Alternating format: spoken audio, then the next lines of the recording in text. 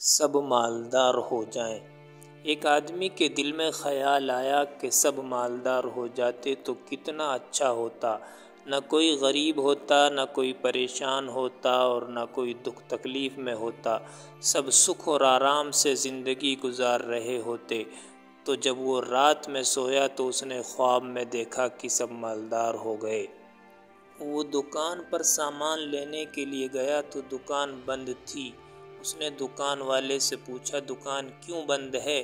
تو اس نے کہا کہ اللہ نے مجھے بہت دے دیا، مجھے دکان کھولنے کی ضرورت نہیں۔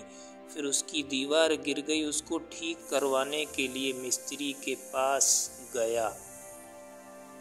مستری نے کہا مجھے اب کام کرنے کی ضرورت نہیں، مجھے اللہ نے بہت دے دیا۔ چنانچہ وہ جس کے پاس بھی گیا سب نے یہی کہا اب مجھے کام کرنے کی ضرورت نہیں ہے، اللہ نے مجھے بہت دے دیا۔